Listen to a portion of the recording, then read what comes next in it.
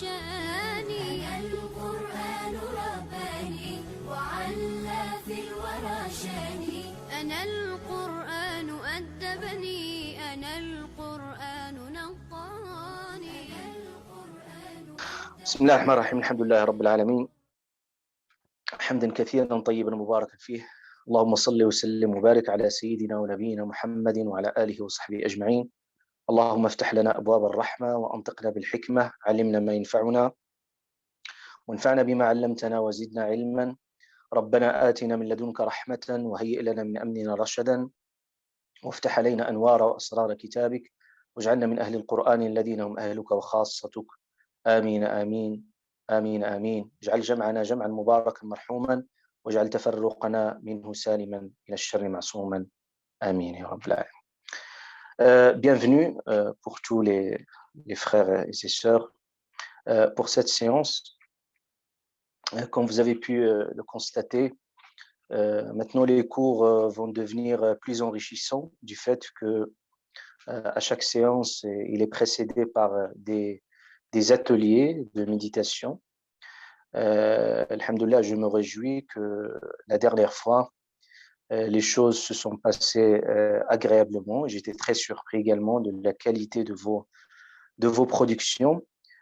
Il s'agit d'un premier pas. Certes, il n'y a pas tous les questionnements auxquels vous avez répondu. Mais vous avez déjà entamé une première réflexion et méditation autour d'un certain nombre de questions. Donc, vous avez pu comprendre que notre méthodologie aujourd'hui, c'est de problématiser le savoir coranique dans le sens où il faut interroger le texte coranique au moindre détail, au moindre problématique. Vous allez voir aussi que ce que nous allons faire, bien entendu, vous n'allez pas le retrouver dans des ouvrages d'exégèse de Al-Qur'an al-Karim. Vous trouvez quelques indices, quelques réflexions très profondes aussi au sujet de cette sourate, mais néanmoins, le travail que nous allons faire va au-delà de l'exégèse, parce qu'il va encore entamer encore une réflexion encore plus approfondie sur le texte coranique, comme vous allez le découvrir aujourd'hui, et Inch'Allah subhanahu wa ta'ala. Et avant bien entendu, d'explorer n'importe quelle sourate, toujours je fais le travail nécessaire pour pouvoir explorer les différentes interprétations, les différentes explications auxquelles fait référence le Coran à travers des milliers d'ouvrages d'exégèse. On a, alhamdoulilah, aujourd'hui la possibilité, à travers un grand travail colossal qui a été fait par l'un des grands spécialistes dans le domaine, à travers un regroupement de spécialistes dans le Coran al-Karim. Ils nous ont facilité plutôt la tâche de regrouper pratiquement tous les exégèses du Coran depuis la naissance de l'islam jusqu'au notre temps, à travers des milliers et des milliers d'exégèses dans le Coran. Et c'est très facile, bien entendu, d'avoir un aperçu sur ce qui a été dit, ce qui a été produit concernant la sourate. Donc, ce qui fait, on a l'assurance comme quoi le travail sur lequel ce que nous allons approfondir à travers ces séances, c'est de commencer là où se sont arrêtés, où l'exégèse nous a ouvert un certain nombre d'horizons pour pouvoir continuer la réflexion, parce que cette parole d'Allah subhanahu wa ta'ala était inépuisable. Donc, Inch'Allah ta'ala, le travail que nous allons faire aujourd'hui, c'est de repartir sur ce que vous avez produit durant les ateliers. Et ceux qui ont assisté aux ateliers, leur cours va leur sembler plus enrichissant et plus parlant du fait qu'ils ont par eux-mêmes entamé cette réflexion. Et aujourd'hui, je vais essayer, Inch'Allah ta'ala, de répondre à un certain nombre de questionnements que nous nous sommes posés la dernière fois. Donc, vous allez voir que le travail est plus ce qui m'intéresse, plus ce qui me préoccupe plus à travers ces cours et ces travaux pratiques, c'est la question méthodologique. Donc, pour vous donner un peu les clés et les clés méthodologiques qui vous permettent d'avoir une entrée dans cet espace coranique. Donc, vous avez pu constater, donc j'ai pratiquement relevé un certain nombre de vos rapports cette question. Vous avez pu remarquer tous que cette sourate, et d'ailleurs aussi sourate Qaf, est une sourate spéciale. Et j'aimerais aussi aujourd'hui m'arrêter sur un point très important. C'est pour vous dire que ces sourates, bien entendu les sourates mécoises principalement, et ils sont des sourates qui sont descendus, certains ils sont descendus depuis le début de la révélation, d'autres au milieu, d'autres à la fin de la période mécoise. Comme vous le savez tous, que la période mécoise est une période de 13 ans et dans laquelle beaucoup d'événements se sont passés, et il s'agit vraiment de la naissance de l'islam.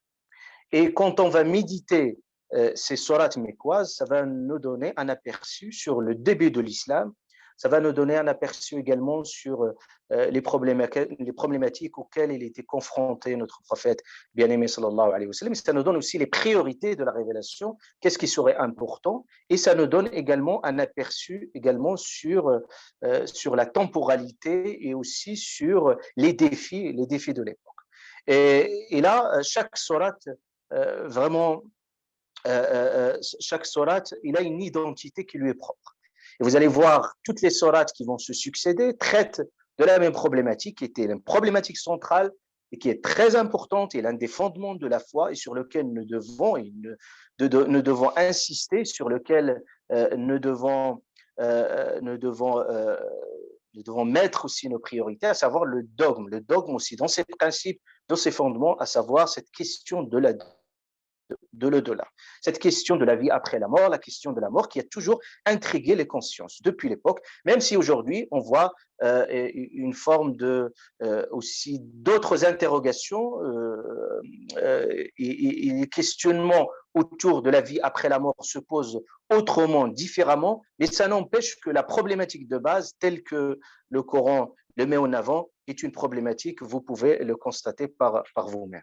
Donc ça, c'est très important. Vous allez voir que dans cette période de 13 ans, les premières périodes de la révélation, on voit qu'il y a un certain nombre de caractéristiques. J'aimerais bien que vous notez ces caractéristiques-là. Vous allez les retrouver au fur et à mesure de l'avancement aussi de la révélation, au début.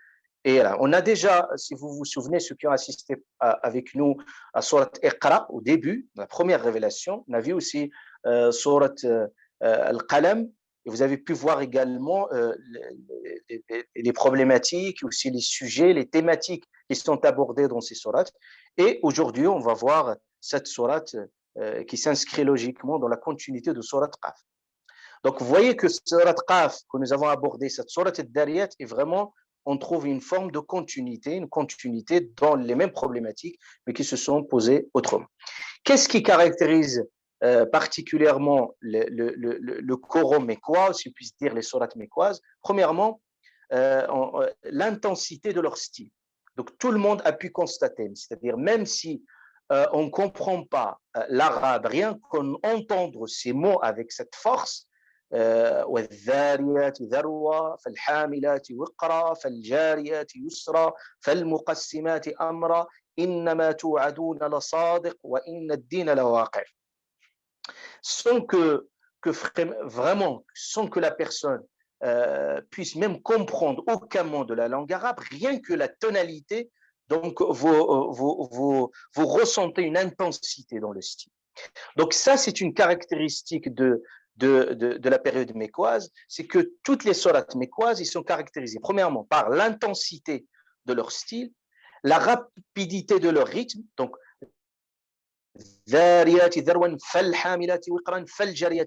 surtout ce mot fa, c'est qui montre vraiment un rythme saccadé. Donc, et on voit, c'est un rythme saccadé, donc il y a une intensité, il y a une rapidité de ce rythme, et il y a également une brièveté du contenu. C'est pas comme les sourates médoises, vous trouvez que ce sont sourates très longues, sourate al-Baqarah, sourate Ali Imran, elles sont très très très longues, et le style n'est pas très bref. Donc, parfois, le verset, il est très long. Et aussi, là, dans les sourates mécoises, on voit qu'il y a une forme de rapidité. C'est un rythme saccadé et c'est des versets qui sont très brefs. D'ailleurs, les sourates, ils sont très, très brefs au niveau de leur contenu. Également, on constate également la brutalité au niveau de transition. Donc, c'est vraiment très brutal. Donc, les transitions, mais qu'ils ont une portée pédagogique pour secouer les consciences s'agissant du contenu de la thématique qui est traitée. Donc, on voit que le style spécifique, donc on voit les rythmes, les rimes, ces rimes qui sont rythmées par un sermon. Et parmi l'une des caractéristiques des sourates mécoises, c'est le sermon. Et les sermons, l'un de procédés, pratiquement, on trouve ce style coranique, il est riche en performatifs. Les performatifs, vous trouvez les sermons, vous trouvez les menaces, vous trouvez les interpellations. On a vu déjà à travers Surat Qaf où il y a des interpellations et parfois des interrogations qui poussent la personne dans ses retranchements. Quand Allah subhanahu wa ta'ala dit Afalam yanzuru, ne regarde-t-il pas donc, le ciel au-dessus d'eux, et vous trouvez parfois des formes de menaces et également le sermon principal. Donc le sermon également est un procédé rhétorique dans la langue arabe, qu'on le retrouve dans la littérature arabe. Toujours le sermon, d'ailleurs dans toutes les cultures il y a un sermon, mais principalement la langue arabe,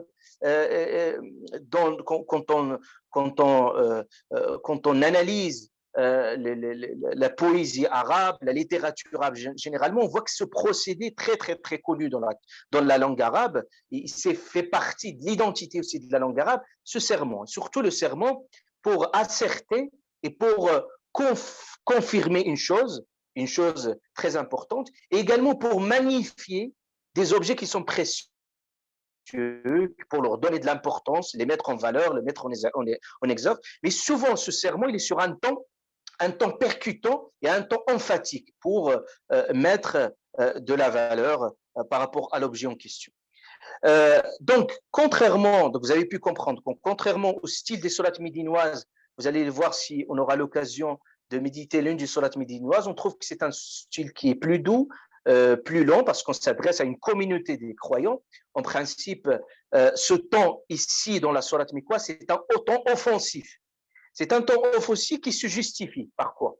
Donc, c'est très important que nous puissions comprendre pourquoi il y a ce temps percutant, emphatique, offensif dans ce genre de sourates. Cela, il se justifie par l'interlocuteur, parce qu'on est face à un interlocuteur qui est caractérisé par l'entêtement, un interlocuteur qui est obstiné et parfois même qui exprime une méchanceté. On a un interlocuteur qui est féroce, qui est connu par son orgueil, son aveuglement. Et le Coran, n'oubliez pas qu'il débat parfois avec une catégorie, surtout cette oligarchie mécoise qui était hostile au message de l'islam, qui a toujours vanté sa supériorité parce qu'ils sont responsables des lieux saints. Et on voit que le Coran ici, il utilise ce temps justement pour s'adresser à un interlocuteur bien précis avec les caractéristiques que je viens de décrire. D'ailleurs, la sourate, par la suite, va nous donner quelques traits psychologiques de ces individus. On a déjà vu à travers sourate Qaf. Donc, ce style symbolique, et aussi quand j'ai essayé de passer par plusieurs ateliers, j'ai vu aussi quelques remarques aussi pour beaucoup de personnes, et c'est très important également dans le processus de méditation que avant qu'on médite sur la sourate, il faut que vous puissiez déjà être en mesure de voir l'impact psychologique d'un tel discours sur vous. C'est-à-dire, vous prenez la sourate, vous lisez en toute sérénité, avec beaucoup d'objectivité, et vous dites quelle empreinte sur moi. Et on voit que ce style coranique, symbolique, à travers l'utilisation du serment, il a une empreinte psychologique, il a même un impact émotionnel. J'ai vu aussi certains d'entre vous qui ont relevé ça, c'est très important. Il a un impact qui est émotionnel, et surtout quand vous entendez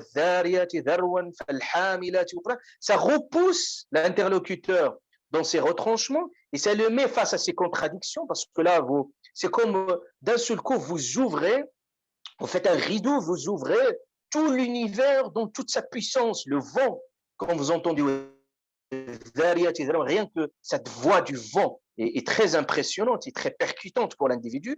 Et tout ce style-là, il a pour vocation, pour objectif, c'est de bousculer ces gens-là dans leur certitude. Quand Allah subhanahu wa ta'ala expose, pratiquement il met l'univers comme un exposé de l'univers, une exposition des preuves cosmologiques de la puissance d'Allah subhanahu wa ta'ala qui s'exprime à travers des objets, comme vous le voyez, dans une forme de cascade de serments, cela ne pourrait que bousculer les consciences à ce sujet-là.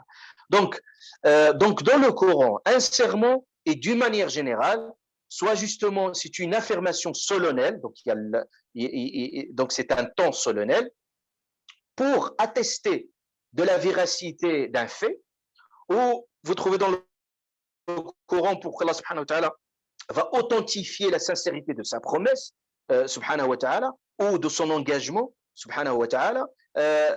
Donc on trouve soit Allah azza wa jal, dans le Coran, il jure par lui-même, dans le Coran, et on trouve dans plusieurs passages coraniques, on a 7 passages coraniques, donc Allah Ta'ala jure par lui-même. D'ailleurs, dans la même sourate, on va voir dans les passages qui vont suivre, où cette fois-ci Allah Ta'ala jure par lui-même, subhanahu wa ta'ala. Et parfois, il jure par cette œuvre imminente de la création, vous trouvez, et parfois Allah subhanahu wa ta'ala, il jure également par son action dans l'univers, c'est-à-dire son agir dans l'univers.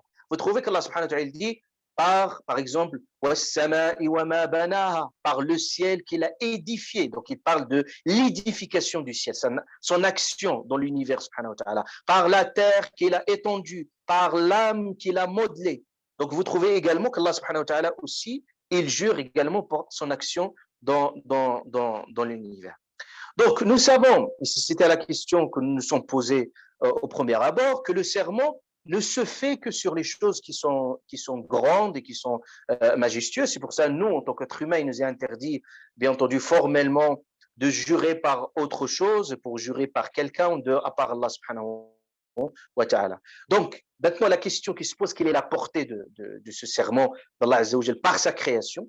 Parce que Allah subhanahu wa ta'ala n'a pas juré par lui-même, parce que dans d'autres passages, il jure par lui-même. Mais ici, il jure par un certain nombre de ces créatures. Comment Dieu, par sa puissance, jure par la création alors qu'il est le maître suprême? Donc, au-delà, ça c'est très important, au-delà de la grandeur, certes, de ces objets de serment par lesquels Allah Ta'ala va jurer, au-delà de leur grandeur, parfois Allah Ta'ala jure pour leur grandeur, parfois pour leur importance, parfois pour leur utilité. Tout ça, c'est des choses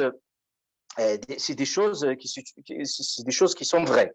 Mais Allah subhanahu wa ta'ala, il veut nous montrer en réalité, pour lever cette contradiction, cette contradiction sur le fait comment Allah ta'ala, le grand suprême, jure par sa création, pour lever cette contradiction, il faut tout simplement attirer votre attention sur le fait que Allah ta'ala, quand il jure par cette création, c'est qu'il veut en réalité nous montrer sa puissance à travers cet objet en question. Donc ce n'est pas l'objet en question qui est très aimé, mais c'est la puissance. Quand Allah Ta'ala dit Dhariyat, certes ici, vous voyez Dhariyat, c'est celle qui éparpille. Mais en réalité, Allah subhanahu wa ta'ala attire notre attention sur l'agir divin, ce qui est derrière. Parce que ce mouvement dans l'univers n'est pas un mouvement qui se fait de façon naturelle, mais il y a derrière une intelligence, il y a derrière une gestion divine derrière cet univers. Donc, c'est comme quand vous entendez, par exemple, Allah subhanahu wa ta'ala, il jure, par exemple, il dit Wattin, par le figuier, par exemple. Ben, cela équivaut à dire par le Seigneur de figuier. Ça veut dire, en réalité, il jure par le figuier, mais en réalité, il jure par le Seigneur de ce figuier. Et ainsi de suite. Dans tous les objets de serment qu'Allah Ta'ala jure par l'une de ses créations, il faut avoir l'agir du vent qui est derrière. Par exemple, ici, dans le vent, Allah Ta'ala parle de dhariyat, il parle de ce mouvement d'éparpiller. Par contre, dans d'autres passages coraniques, Allah Ta'ala fait explicitement à son action dans l'univers à travers le vent. Allah subhanahu wa ta'ala dit c'est lui qui envoie le vent. Et vous trouvez Allah subhanahu wa ta'ala dans plusieurs passages coraniques, c'est lui qui descend la pluie, et vous trouvez qu'Allah Ta'ala ne parle de lui-même subhanahu wa ta'ala à travers son action. Certes, Allah subhanahu wa ta'ala, comme je vous ai dit, ne manifeste pas son nom explicitement ici. Il a dit même si on peut déduire implicitement, mais qu'Allah subhanahu wa ta'ala, il veut attirer notre attention sur cet objet en question et qu'il faut le lier au contexte des versets. Parce que si Allah ta'ala, il dit par exemple par le figuier, il pourrait, c'était possible qu'il dit par le Seigneur de figuier, par exemple. Mais Allah subhanahu wa ta'ala, parfois, il dit par exemple par le Seigneur des cieux et de la terre, par le Seigneur de l'Orient, de l'Occident. Il pourrait dire par le Seigneur de figuier, mais quand il dit par le figuier, c'est que certes, il veut nous montrer sa puissance derrière, mais en même temps, il veut mettre en avant cet objet en question qu'il faut le mettre en cohérence avec les passages coraniques. C'est ça le travail original que nous allons le faire. C'est un travail, je dis pas heureusement, malheureusement, c'est pas un travail qui était vous pouvez explorer les différentes exégèses du Coran et il y a très peu de travail méditatif sur ces questions-là pour relier. Il y a une grande exégète qu'Allah subhanahu wa ta'ala la compte par sa miséricorde, qui est une femme qui a beaucoup innové dans ce sens-là, qui était Bint al-Shat, on l'appelait, qui était une grande savante égyptienne et qui a enseigné à Fès. Et cette femme, il étudiait surtout le côté rhétorique du Coran. Et suite, parce que son mari, qui était Amin al-Khouli, c'était aussi un Égyptien, c'est son mari qui l'a initié, parce qu'il était un grand savant qui s'intéressait beaucoup à la rhétorique coranique, et ils se sont mariés, et puis elle aussi, qui était aussi très performante dans la linguistique, dans la rhétorique, et il voulait s'intéresser bien entendu, à la rhétorique coranique. Et il a relevé cette question, surtout par rapport au serment. Il a relevé cette question sur le fait que souvent, dans les exégèses traditionnelles, on insiste souvent sur la grandeur de l'objet qui est mis en question, mis en avant. Par exemple, on dit Allah Ta'ala jure par le vent, il jure par la lune, il jure par le soleil. C'est parce que le soleil est une créature énorme, imminente, etc. On s'arrête à ce niveau-là. Mais pour elle, il a fait un travail intéressant. Malheureusement, ce travail, il s'est fait juste sur une sourate, 2 ou 3 sourates. Mais j'ai trouvé le travail était original parce qu'il a attiré l'attention sur le fait que vous avez ce genre de sermons qu'Allah Ta'ala jure par un certain nombre de sermons, qu'il faut les lier, Inch'Allah, les lier au contexte de ces versets coraniques. Et c'est ce que je vais essayer, Inch'Allah Ta'ala, par l'aide d'Allah Subhanahu wa Ta'ala, ce travail méditatif qui m'est propre. Inch'Allah, je vais vous exposer et vous allez voir, Inch'Allah Subhanahu wa Ta'ala, aussi la puissance de la méditation quand on veut relier ce genre des questions du sermon à son contexte actuel. On pourrait passer dans cette séance de dire on dit oui, la vérité de l'au-delà, l'au-delà est une vérité et que nous allons tous être jugés devant Dieu, Allah subhanahu wa ta'ala, et puis on pourrait, voilà, on a retenu le message coranique et c'est simple. Mais le travail méditatif essaie de dire pourquoi ce genre de sermon, pourquoi dans ce contexte-là. Voilà. Donc ça, c'est un élément important. Mais juste, je relève quelque chose d'important. Soyons clairs. C'est que Allah Ta'ala, il jure parce qu'il veut. Ça, c'est qu'on soit clair. C'est-à-dire personne ne l'interroge sur son agir. On ne peut pas se demander pourquoi Allah Ta'ala jure par ceci, par cela, mais la parole d'Allah subhanahu wa ta'ala, on part de ce principe-là, la parole d'Allah est exempte de tout arbitraire.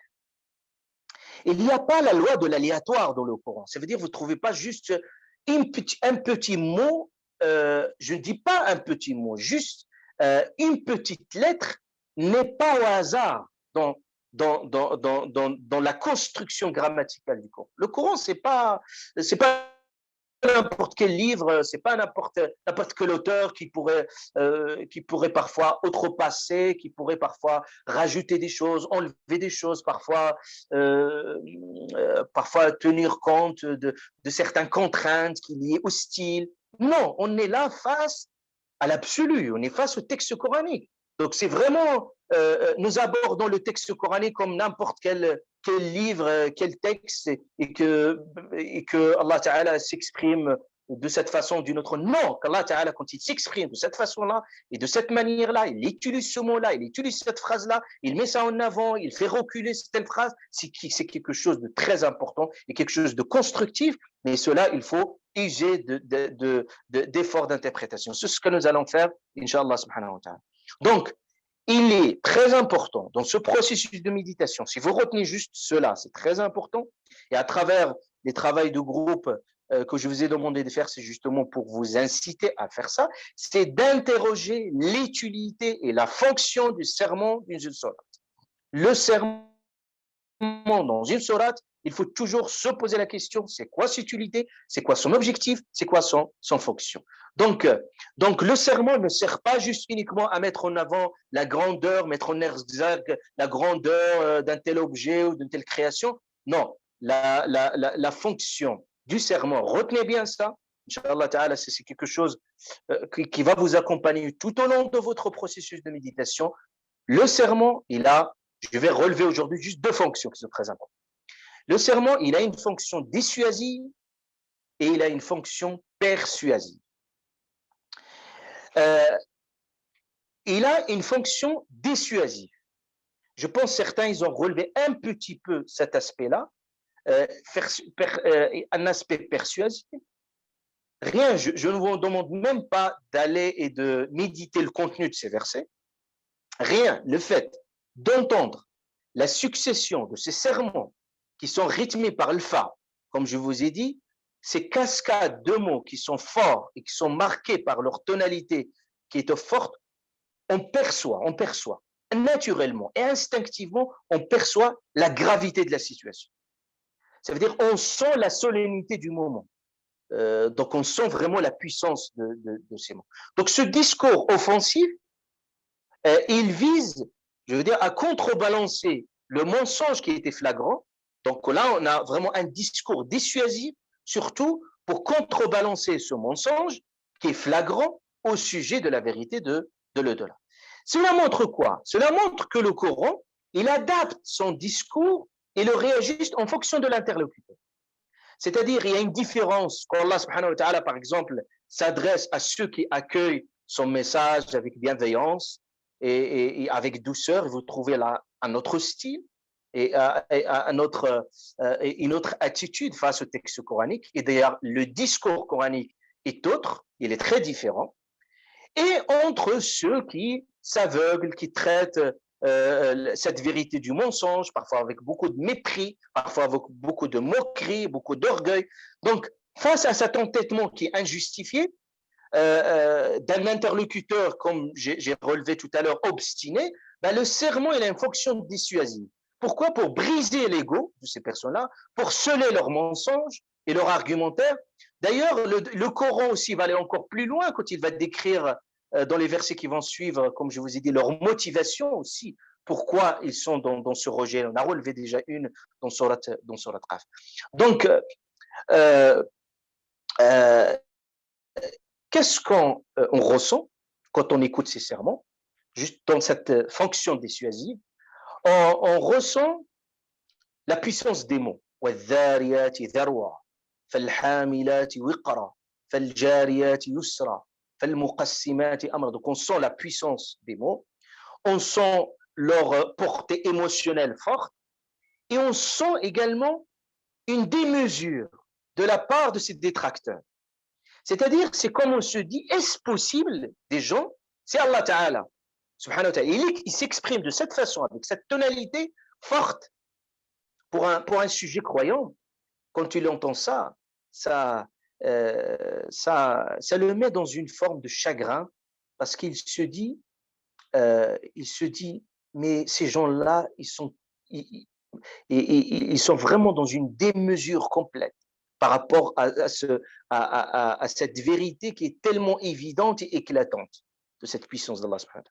C'est pour ça que vous trouvez que, pour la petite anecdote, dans les versets qui vont suivre, Allah subhanahu wa ta'ala va jurer cette fois-ci, il va jurer, il dit il dit par le Seigneur du ciel et de la terre, ceci est une vérité. Ceci est une vérité. Kama annakum tantiqun, comme tu parles, comme je parle, le fait de parler est une vérité que personne ne pourrait le renier. Allah Ta'ala, il dit par le Seigneur, par le Seigneur du ciel et de la terre, cette promesse et votre subsistance, il est dans le ciel, c'est une vérité comme vous parlez, comme la réalité de parler, c'est une réalité flagrante, évidente, pas la même chose que cela, cette promesse d'Allah subhanahu wa ta'ala est une vraie vérité. Mais ce bédouin, il a réagi intuitivement. Il est passé, il a écouté ce verset coranique. Ça l'a bouleversé. Et qu'est-ce qu'il a dit? C'est ce qui est impressionnant. Il a dit, Man aghdab al-jalil. Il a dit, qui a mis en colère le grand suprême pour qu'il puisse jurer? Tout de suite, il a compris qu'il y a une colère qui s'exprime. C'est comme il dit ce bédouin, comment pouvez-vous laisser Allah subhanahu wa ta'ala à jurer? C'est qu'il a senti qu'il y a derrière une colère qui s'exprime. Il a dit, qui a mis en colère pour qu'Allah subhanahu wa ta'ala puisse exprimer, puisse jurer par les choses les plus évidentes. C'est comme quelqu'un, vous lui parlez, vous argumentez avec lui, et à la fin, quand vous allez recourir au serment, c'est que finalement, vous avez achevé tout l'argumentaire, il ne reste plus rien pour vous lui dire, je vous jure que c'est vrai. C'est ainsi qu'Allah subhanahu wa ta'ala s'exprime dans ce passage-là. Également, vous avez pu comprendre aussi, je vous dis qu'Allah subhanahu wa ta'ala, parfois, il jure par ses créatures, par le soleil, par la nuit, etc., etc.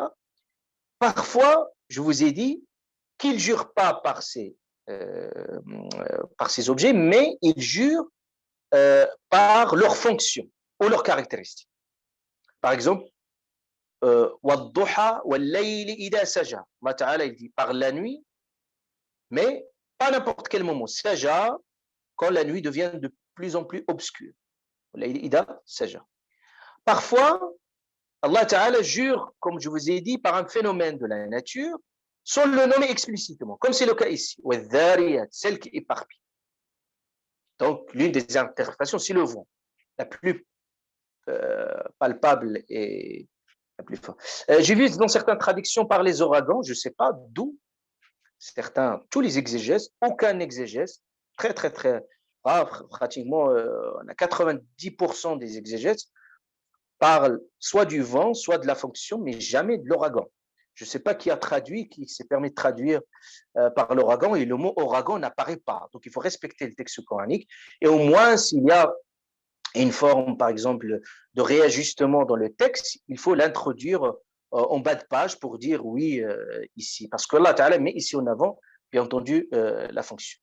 Donc, je vous ai dit, la première fonction du serment, il a une fonction dissuasive. Et maintenant, c'est ça le plus original que nous allons faire aujourd'hui, c'est que le serment, c'est que au-delà de sa fonction dissuasive, il a une fonction persuasive. Persuasive. Ça veut dire qu'Allah subhanahu wa ta'ala, c'est comme si, en guise d'introduction, les objets qui sont mis en exergue, ou mis en avant, mis en lumière dès le début de la sourate, c'est comme ils servent d'argument implicite, ou si j'utilise un autre terme, peut-être s'il y a des gens mathématiciens parmi nous, ce qu'on appelle les axiomes mathématiques, au sens mathématique du terme. C'est comme ces actions vont servir, ou ces pré-arguments, et ils vont servir pour appuyer et pour mettre le bien fondé de la vérité de l'autre. C'est-à-dire que tous ces sermons ne sont qu'une forme d'introduction pour nous introduire sur cette vérité qu'Allah Ta'ala il jure. Il jure pourquoi? Pour nous dire quelque chose. Donc, comment nous allons relier tout ça? Donc Allah Ta'ala ici, il jure. Et vous avez pu constater, Allah Ta'ala il jure ici par des éléments. Dhariyat, hamilat. Il jure par des éléments qui sont physiques. Et quand je dis physique, ça veut dire qu'ils sont perceptibles, qui sont palpables et qui sont justement, il part du principe. On a déjà vu dans Surat Qaf qu'Allah subhanahu wa ta'ala voulait faire la démonstration de l'authenticité de l'au-delà. Il a utilisé la métaphore de l'eau. L'eau, quand il descend, ça va repousser les plantes et nous allons repousser Yawm al-Qiyam, Allah Ta'ala dit kadhalika al-khuruj. De même, donc il a donné cette métaphore et ce raisonnement par analogie. Souvenez-vous, on a déjà parlé de ça. La même chose ici, le sermon, il ne sert pas juste pour meubler la sourate. Non, le sermon, c'est ça ce que je veux dire. Aïcha bint al-Shata, c'est-à-dire cette exégèse également qui veut mettre en avant cet aspect-là et qui a même recensé tous les exégèses auparavant qui n'ont pas relevé avec beaucoup de profondeur cette notion-là. C'est que l'exégèse, le sermon ici, il a cette fonction persuasive pour transmettre une idée. Parce que là, on va utiliser ces éléments qui sont physiques, perceptibles, palpables, pour quoi? Pour transmettre une idée abstraite sur la vie de l'au-delà, sur la vie après la mort, souvent. Et souvenez-vous, c'est la même procédé méthodologique, mais ce n'est pas par la voie du sermon qui est utilisé dans Surat Qaf. Surat Qaf, Allah subhanahu wa ta'ala, quand ils se sont interrogés, Aïda mitna, lorsque nous allons mourir, être ressuscités, c'est un retour très très très lointain, souvenez-vous, Allah subhanahu wa ta'ala, qu'est-ce qu'il a fait? Il a montré tous les signes de sa grandeur et de sa puissance dans l'univers. C'est pour ça qu'il les a invités tout de suite à Falam yanzuru. N'observait-il pas le ciel au-dessus d'eux? Donc, on voit que ce préambule de la sourate, ce forme de cascade de sermons, il s'inscrit dans une dynamique argumentative de la sourate. C'est-à-dire, le sermon ici ne se fait pas de façon arbitraire, aléatoire, juste pour montrer la grandeur de cette création, mais là, cette fonction dissuasive et persuasive. Donc, le travail méditatif, c'est ça ce que nous allons relever, Inch'Allah Ta'ala, je vais finir avec ça, c'est que le travail méditatif, il consiste alors à interroger le lien entre l'objet du serment et le sujet sur lequel jure le Coran. Et c'est ça la question que je vous ai posée. Dans les différents ateliers, très très peu de personnes qui ont abordé cette question. Et c'était très bien développé sur le vent, sur les nuages, sur leurs fonctions, c'était très très très bien. Par contre, il y a très peu, je pense qu'il y a un petit groupe qui a fait une petite allusion, mais pas très très approfondie. Mais c'est normal parce qu'il s'agit vraiment d'une réflexion que nous allons mener. Ce que je voulais aussi vous exposer aujourd'hui, c'est une réflexion très profonde à ce sujet-là. On pourrait, Inch'Allah, en discuter. Donc, on peut se poser la question, légitimement ici, comme je vous ai dit, c'est ça. Pourquoi Allah Ta'ala jure, par exemple, ici par le vent, il ne jure pas par la lune, ne jure pas par la plume, ne jure pas par l'arbre, alors qu'en d'autres passages, il jure par le figuier. Donc, le figuier, pourquoi il jure dans le figuier? C'est qu'il faut lier ce figuier-là au contexte de la sourate, de la problématique de la sourate. La même chose ici, Allah Ta'ala va jurer par celle qui éparpille, par le vent, et on va voir s'il jure par ces objets-là, pourquoi, pour quelle raison, pour quel objectif. Et c'est ça, nous allons, Inch'Allah, relever des défis, et par la volonté d'Allah subhanahu wa ta'ala, nous allons y arriver, bi'idhnillah subhanahu wa ta'ala. Donc, vous avez bien compris que jurer par le vent n'est pas équivoque à jurer par la lune, ou par le ciel, ou par l'arbre, etc. Donc, retenez bien cette phrase-là. D'un point de vue méthodologique, il y a une synergie sémantique entre ces éléments visibles de la nature et le sens moral et spirituel abstrait au sujet de l'au-delà.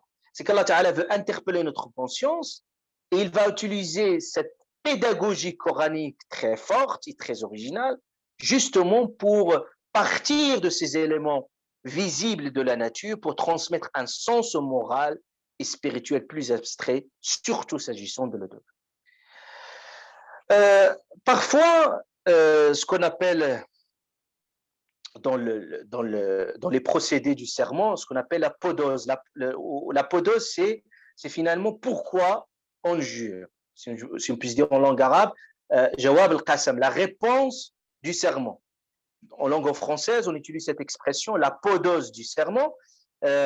Parfois, il est évoqué, parfois, il n'est pas évoqué. Souvenez-vous, dans Surat Qaf, il n'était pas évoqué. Allah Ta'ala dit Qaf wal Qur'an al-Majid, bal ajibu, ils se sont étonnés. Mais on attendait pourquoi Allah il a juré. Mais ça n'apparaît nulle part. Et ça, on peut le déduire et l'extraire implicitement. Par contre, dans cette sourate-là, il est explicite. Allah Ta'ala il dit que المقسمات أمرا إن الدين, Allah subhanahu wa ta'ala il montrait que le jour du jugement est une vérité et que c'est un jour qui est inévitable. Il est explicite. Mais parfois, vous trouvez qu'il n'est pas explicite. Ça, ce qu'on appelle un procédé que je vous ai déjà parlé, al-hadf en langue arabe, c'est-à-dire Ibn Jinni, c'est l'un des génies de la langue arabe qui a théorisé cette formule pour nous dire aussi dans la génie de la langue, c'est qu'il fait appel à l'intelligence de l'interlocuteur, son imagination. Il lui explique pas tout. Il laisse, lui, la possibilité aussi d'imaginer, bien entendu, pourquoi Dieu il jure. Même s'il ne le dit pas implicitement, vous pouvez le déduire à la limite. Mais souvent, dans les serments, je ne vais pas rentrer dans ça pour aller, bien entendu, dans le vif du sujet. Souvent, on voit les serments dans le Coran, soit Allah Ta'ala il jure, soit pour montrer qu'il est unique. Par exemple, dans le Surat 37, versets 1 jusqu'à 4, vous trouvez Allah Ta'ala, il jure وَالصَّافَّاتِ صَفًّا زَاجِرَاتِ زَجْرًا فَالتَّالِيَاتِ ذِكْرًا إِنَّ إِلَٰهَكُمْ لَوَاحِدٌ. Donc il jure par un certain nombre de sa création pour nous dire que votre Dieu est unique. Vous trouvez que parfois, Allah Ta'ala, pourquoi il jure finalement, c'est pour montrer que le Coran est vrai. Vous trouvez par exemple dans Surat 56, versets 75 à 77, vous trouvez également, Allah Ta'ala, il jure. Parfois, Allah Ta'ala jure pour montrer que son messager est véridique. Yasin, wal Qur'an al-Hakim, innaka la min al-mursalin. Tu es certes un messager de Dieu, Surat, je pense, 36, et verset 1 jusqu'au 3. Et vous trouvez que Allah jure comme ici pour montrer la véracité, l'authenticité du jour de la rétribution, comme quoi la promesse d'Allah subhanahu wa ta'ala et sa menace, ils sont vrais. Et parfois, il jure Allah ta'ala pour montrer que l'homme, il est ingrat, il est de telle façon, de telle attitude. Maintenant, intéressons-nous, Inch'Allah ta'ala, pour aller très rapidement à la structure de la sourate. Donc maintenant, Allah Ta'ala jure, comme je dis, par 4 fonctions. Et toujours au pluriel. Toujours au pluriel. Pour dire aussi que la pluralité aussi dans l'expression de ces forces, de ces fonctions. Il va jurer par Dhariyat, Al-Hamilat, deuxièmement. Donc tout ça, c'est des caractéristiques. Dhariyat, on va voir c'est quoi Dhariyat. Hamilat, Jariyat, Muqassimat. Prenez juste ces formes, ces trois fonctions. Cela veut dire quoi? Si Allah Ta'ala n'a pas dit par le vent, certes que c'est le vent, on va voir que Dhariyat, ça fait référence au vent, mais ce n'est pas uniquement le vent, ça peut être autre chose. Mais le vent principalement, parce que on va voir que dans plusieurs passages coraniques, Allah Subhanahu wa Ta'ala a mis en avant cette fonction du vent. Dhariyat, tadruhu riyah. Voilà. Donc Allah Subhanahu wa Ta'ala a déjà mis en avant cette fonction. Mais ça peut faire référence à d'autres fonctions, n'importe quelle fonction qui se caractérise par cet aspect-là, il s'intègre parfaitement dans le serment coranique. Voilà. Tout simplement parce qu'Allah subhanahu wa ta'ala a dit par le vent, il pourrait dire Allah subhanahu wa ta'ala par le vent. Il n'a pas dit par le vent, il a dit celle qui éparpille, même s'il s'agit en priorité du vent. Mais il ne faut pas Donc, ça veut dire que d'un point de vue méthodologique, il faut orienter son regard méditatif sur la spécificité de ces fonctions. Ce n'est pas l'objet en question qui est très important, même s'il l'est, mais les fonctions en soi. Donc, ils peuvent être attribués au vent comme ils peuvent être attribués à autre chose. Voilà, ça c'est un élément important. Pourquoi Allah Ta'ala jure par ces fonctions? C'est justement parce que ces fonctions, nous pouvons les observer, nous pouvons les ressentir et nous pouvons les constater. Parce que s'ils n'ont pas ces caractéristiques d'être observés, ressentis, constatés, observés, ils ne vont pas servir dans leur fonction persuasive. Parce qu'il s'agit de partir de ces éléments pour transmettre une idée abstraite de l'au-delà. Qu'est-ce qu'on sent? Voilà, maintenant, prenons toutes ces fonctionnalités.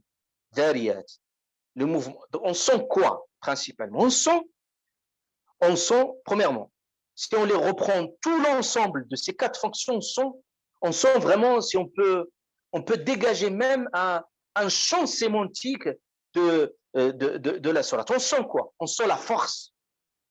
Dhariyat, dharwan, parce que dharwan ici, ça fait vraiment une force de vent. Et là, on sent la force, on sent la puissance, on sent le mouvement, pratiquement tout est mouvementé. Dhariyat, al-hamilat, celle qui porte, ce qu'il porte de façon yusra, al-muqassimat, une répartition, une redistribution. Donc vraiment, c'est comme on est dans un processus de fabrication qui part vraiment de la base jusqu'à là. Donc on sent la force, la puissance, le mouvement, on sent l'agilité, tout est facile, tout est accessible, et on sent l'harmonie, parce que vous allez voir que toutes ces fonctionnalités, ils sont interconnectés, interliés, parce que derrière, on voit même si, et on relie tout cela, la fonction du vent, on voit que tu t'es relié. C'est comme on est dans un processus chronologique, cyclique, dynamique. Vous trouvez qu'il y a un lien. Et quand Allah subhanahu wa ta'ala utilise ce mot fa, c'est pour nous dire déjà cette injonction très forte entre ces éléments-là. Donc on sent l'harmonie, on sent l'efficience, tout arrive à son terme, et on sent derrière tout cela, on sent qu'il y a le contrôle, et on sent qu'il y a la maîtrise. On sent le qayyum, Allah subhanahu wa ta'ala, on sent toute sa force, on tout son contrôle subhanahu wa ta'ala. C'est-à-dire qu'il y a une intelligence derrière qui anime tout ça, qui est Allah subhanahu wa ta'ala par sa puissance. Donc, et le fait, comme je vous ai dit, qu'on utilise le fa également, c'est le fa comme une injonction. Donc ça montre la synergie entre ces fonctions et ça montre leur articulation dynamique. C'est ce que je vous ai demandé. Comment vous pouvez voir cette articulation? Beaucoup d'entre vous, ils ont relevé un certain nombre des choses. Et ce processus, bien entendu, cyclique, comme je viens de le relever. Maintenant, passons aux choses sérieuses et essentielles. Je vais passer très rapide. Ad-dhariyat. En langue arabe, je vous ai dit, en langue arabe, on utilise ce mot ad-dhariyat. J'ai vu certains d'entre vous, ils ont repris le terme ad-dhariyat pour le voir comment il se décline dans d'autres passages coraniques. Mais le problème qui se pose, c'est qu'ils ont certains d'entre vous, ils ont repris des termes qui se ressemblent à dhariyat, mais ce n'est pas ça. Parce que il y a dharawa et dhara'a. C'est 2 choses différentes. Allah subhanahu wa ta'ala, il a parlé des êtres humains quand il les a créés.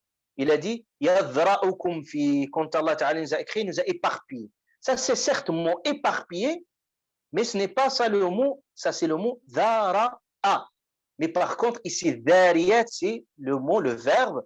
Toujours, on revient à la forme du verbe.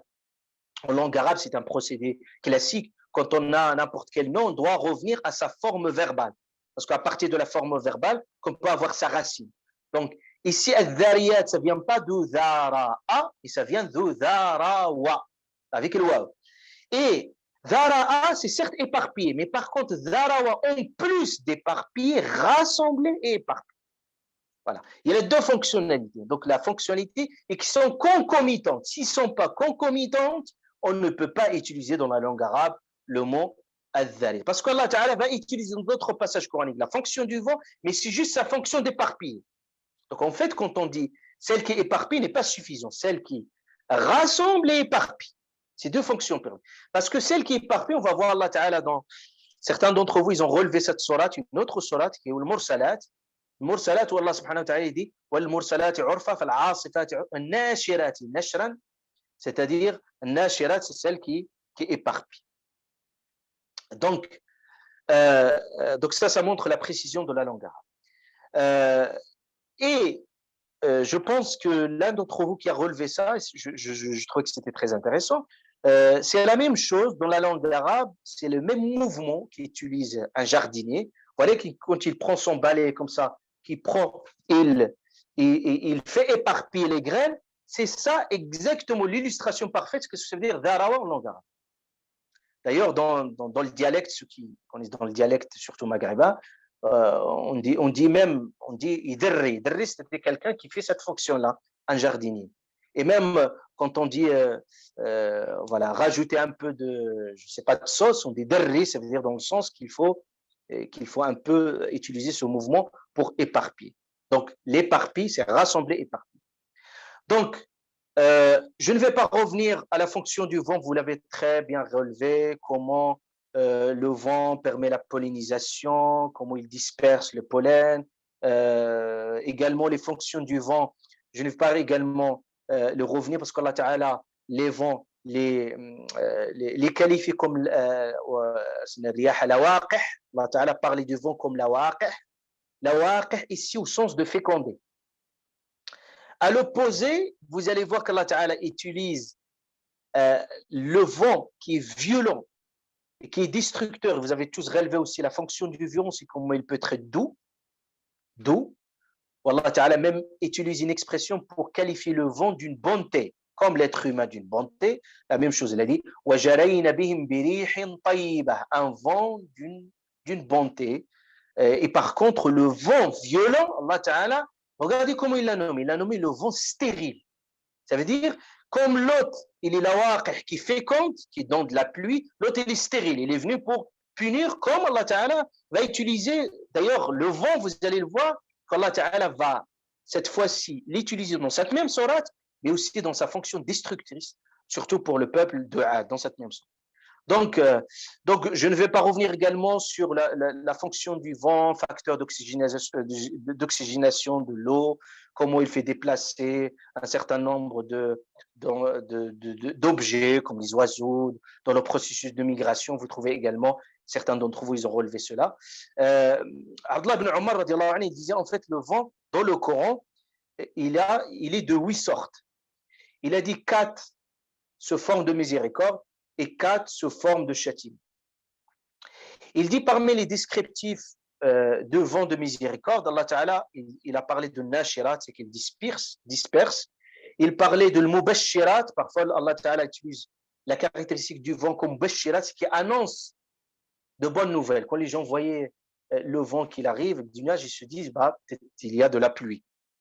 Et Allah Ta'ala aussi, il utilise des dhariyat, comme ici, il rassemble les éparpille. Il parle aussi de l'mursalat, celle qui envoie. Ça, c'est dans sa fonction positive.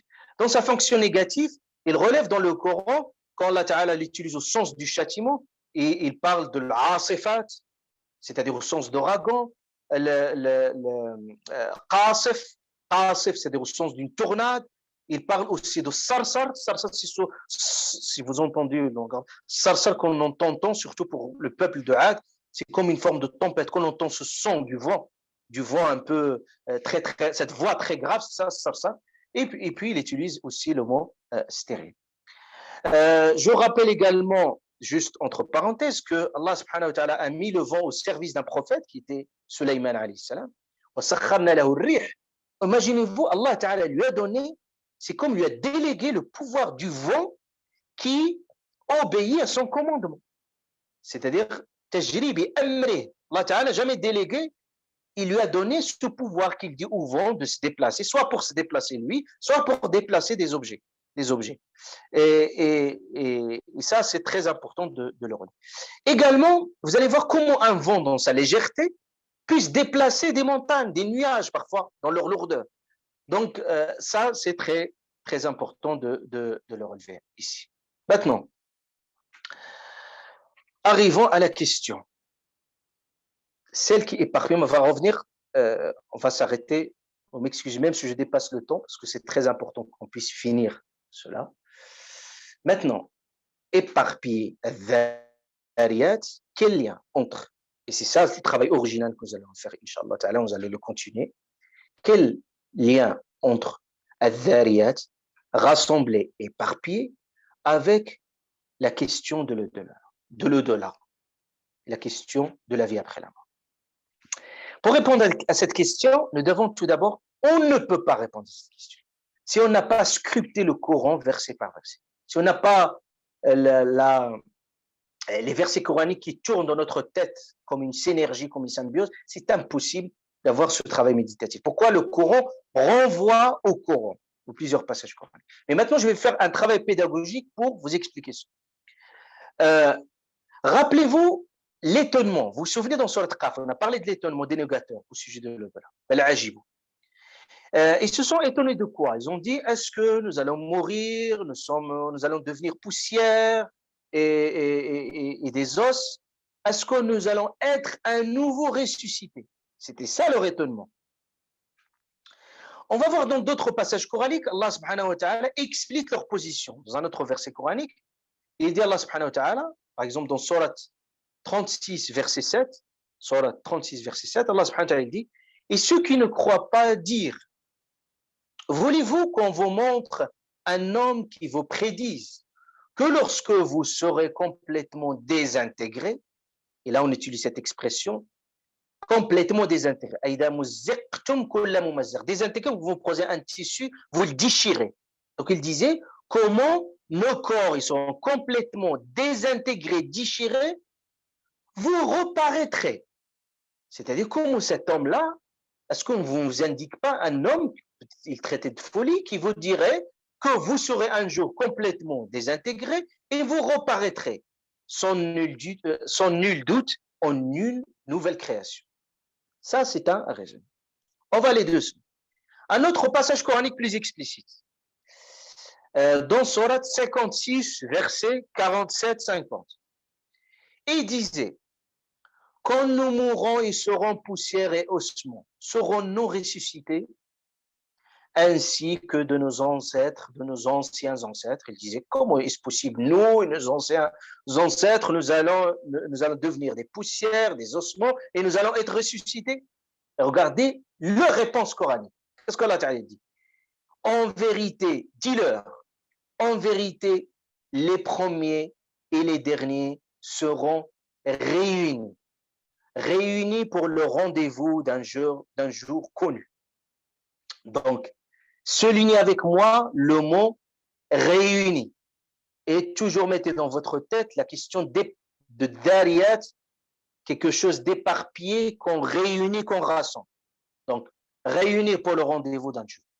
Dans un autre passage coranique, Allah Ta'ala il dit, dans Surat 64, verset 9, le jour où il vous réunira, le jour, yawma yajma'ukum, Allah Ta'ala dit, le jour où il vous réunira pour le jour de rassemblement. Yawma yajma'ukum li yawmil jam'i. Allah Ta'ala, il a appelé ce jour-là le jour de rassemblement. Ce sera le jour de la grande perte. Surat 64, verset 9. Je vais vous donner encore un autre verset coranique. Surat 64, verset 7. Allah Ta'ala dit, ceux qui ont mécru prétendent qu'ils ne seront pas ressuscités. Dit, mais si, par mon Seigneur, vous serez très certainement ressuscités, puis vous serez certes informés de ce que vous faisiez, et cela est facile pour Allah subhanahu wa ta'ala. Dans Surat 75, Allah Ta'ala il dit, Surat Qiyamah, que certains d'entre vous ils disent, après, par cœur. Allah Ta'ala il dit, l'homme pense-t-il, ayahsibu al-insan, l'homme pense-t-il que nous ne réunissons jamais ses os? Mais si nous sommes capables de remettre à leur place les extrémités de ses doigts.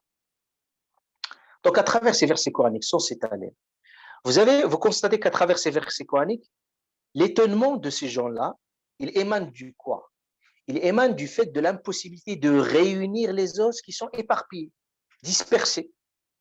même chamboulé, bouleversé. Allah Ta'ala, il dit dans cette sourate que vous connaissez, Allah subhanahu wa ta'ala il dit, ne sait-il pas lorsqu'il est, Allah subhanahu wa ta'ala dit, est-ce qu'Allah Ta'ala, أَفَلَا يَعْلَمُ إِذَا بُعْثِرَ مَا فِي الْقُبُورِ.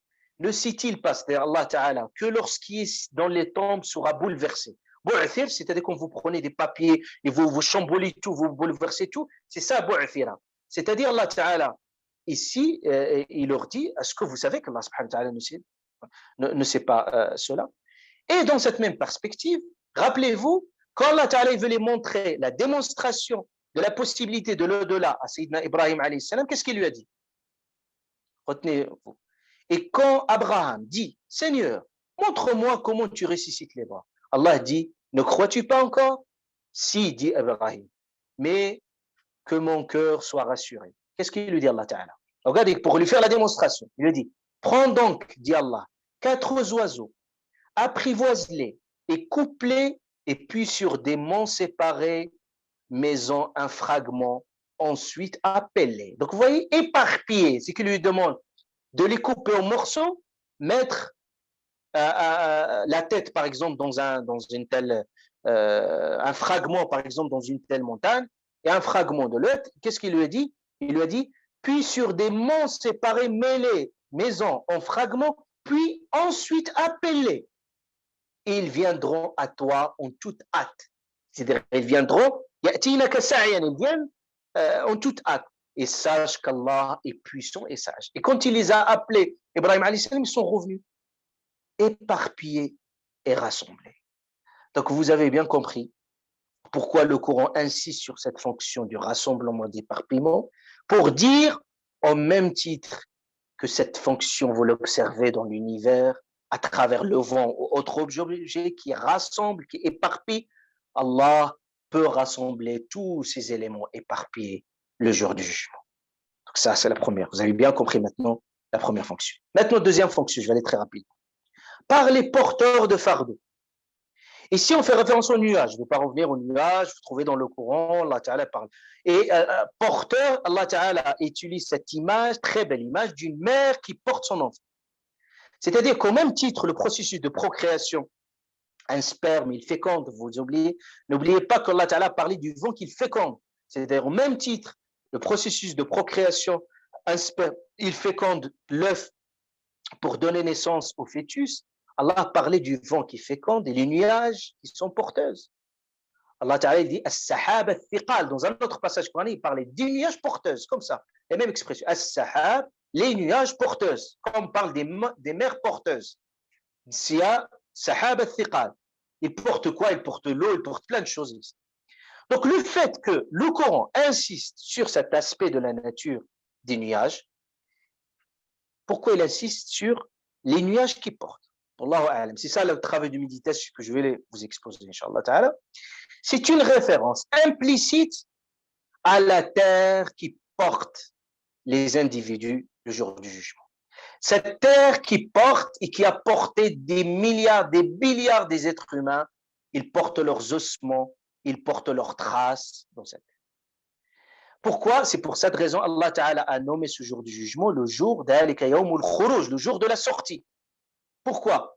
Pour caractériser ce moment de la sortie des tombes, Khuruj. Et ce jour-là, Allah Ta'ala, qu'est-ce qu'il a parlé de la terre? Pourquoi vous dit, pour appuyer un petit peu cet argumentaire, pour vous dire, Allah Subhanahu wa Ta'ala, il a parlé de la terre comme une, c'est pour ça qu'on parle de la mère patrie comme une terre. La terre, c'est comme une maman qui porte. On vous a créé de la terre, et vous allez revenir sur cette terre-là, et vous allez sortir un jour de cette terre-là. Donc, comme la terre, Yawm al-Qiyamah, Allah Ta'ala, qu'est-ce qu'il nous dit? Regardez, Surat 99, versets 1 et 6, que vous connaissez tous, Surat al-Zalzala. Idha zulzilatil ardu zilzalaha. Quand la terre tremblera d'un violent tremblement et que la terre fera sortir ses fardeaux. La terre fera sortir ses fardeaux. Et que l'homme dira, qu'a-t-elle? Ce jour-là, il contera son histoire, selon que ton Seigneur lui aura révélé. Ce jour-là, les gens sortiront séparément pour que leur soient montrées leurs œuvres. Donc, Allah Ta'ala a parlé de la terre, il parlait de la terre comme il porte, comme une mère porteuse. C'est comme ici Allah Ta'ala, quand il a juré, il a dit Al-Hamilat, celle qui porte, Wiqran, il porte un fardeau. C'est comme Allah Ta'ala, il voulait automatiquement nous dire que cette terre aussi, son fardeau, c'est tous les êtres humains qui habitent en son sein. C'est-à-dire, au même titre que les nuages portent ces fardeaux, la terre portera les êtres humains et les gardera en son sein. En son sein, quand Allah Ta'ala décidera que cette terre va rejeter. Vous voyez comme quelqu'un qui rejette, Allah Ta'ala dit et c'est pour ça Allah Ta'ala il dit dans un autre verset coranique, certes nous savons ce que la terre rangera d'eux, vous vous souvenez dans ce passage. Donc vous allez bien comprendre la logique. Maintenant, par les glisseurs agiles. On a dit glisseurs.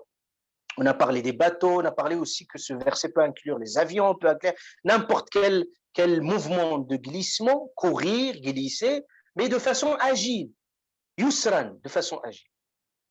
On peut se dire, mais quel rapport entre le deux-là? Oui, il y a un rapport. Rapport avec le deux-là, et c'est ça l'originalité, c'est que Allah Ta'ala voulait faire référence à la sortie des gens de leur tombe, Parce que le jour de la tombe, nous allons sortir de nos tombes en courant. En courant. C'est comme ici le jariyat, comme il jariyat yusran, comme il court de façon agile. Donc, regardez ce verset 54, Surat 54, Allah subhanahu wa ta'ala dit, détourne-toi d'eux, le jour où l'appelleur l'appellera vers une chose affreuse. Les regards baissés, ils sortiront des tombes comme des sauterelles éparpillées. Sortiront comme des sauterelles éparpillées, courant, le cou tendu vers l'appelleur. Donc, courant, ils sortiront déjà éparpillés et en courant. Un autre verset, Surat Al-Kahf, Allah subhanahu wa ta'ala dit, ne laisseront ce jour-là déferler comme les flots les uns sur les autres. Il y a une forme de bousculade.